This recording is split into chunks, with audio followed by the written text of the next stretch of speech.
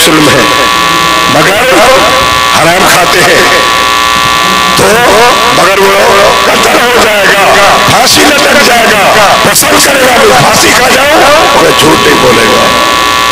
مسلمانوں تم کس جرم پر ہو؟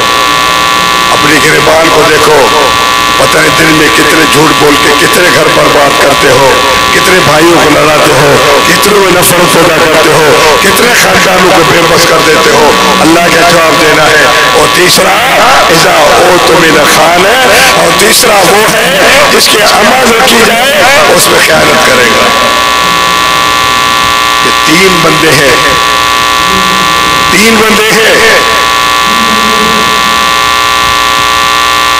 جو خیانت کرے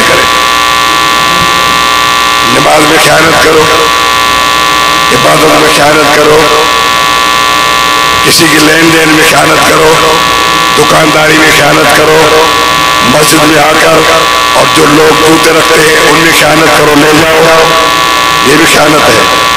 نماز پڑھنے آتے ہیں لوگ جوتے کھا کے لے جاتے ہیں، اچھا خاصا جوتا دیکھا دیکھ لیا لے گیا۔ میرے دوستو بات یاد رکھو، یہ جوتے اس کو گلے کا ہار ڈال دیا جائے گا، قیامت کا دن ہوگا۔ آپ سن لو کان کھول کر، حدیث چاہیے تو میں دکھا دوں آپ کو۔ اور جو لوگ زمین کھاتے ہیں غریبوں یتیموں کی مسکینوں کی زمینوں میں قبضہ کر جاتے ہیں اور غلط روایات کے ساتھ، تو اللہ تبارک محبوب نے فرمایا جب قیامت کا دن ہوگا یہ زمین اس کے گلے کا توڑ بن جائے گا قیامت کے دن، اور جب آئے گا تو ان کے کانوں اور ناک سے دھواں نکل رہا ہوگا۔ میرے دوستو بتاؤ خیانت کرنے والوں، جب دنیا میں تجھے اللہ نے آزادی ہے اور تو خیانت کر رہے ہو، یتیموں کو مال کھاتے ہو، عوام کی امانت میں نظریں رکھتے ہو، ہر طرح سے مجرم جرم ہے۔ لہٰذا جب قیامت کا دن ہوگا ساری کائنات وہاں اکٹھے ہو جائے گی۔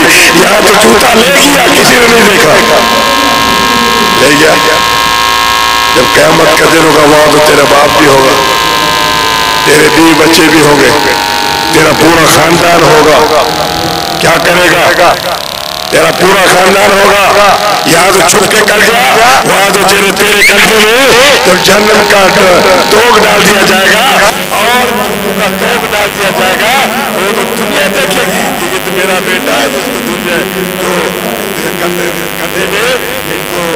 میں تو ہاتھ ڈال دیا ہے، یہ تو وہ شخص وڈیرا ہے جو یتیموں کا مال کھاتا تھا، آج ان کی زمین ان کے گردن میں پڑی ہوئی ہے۔ میرے دوستو خدا کا خوف جب پیدا ہوگا، تو جب خدا کا خوف ہوا تو ساری باتیں ختم ہوگا۔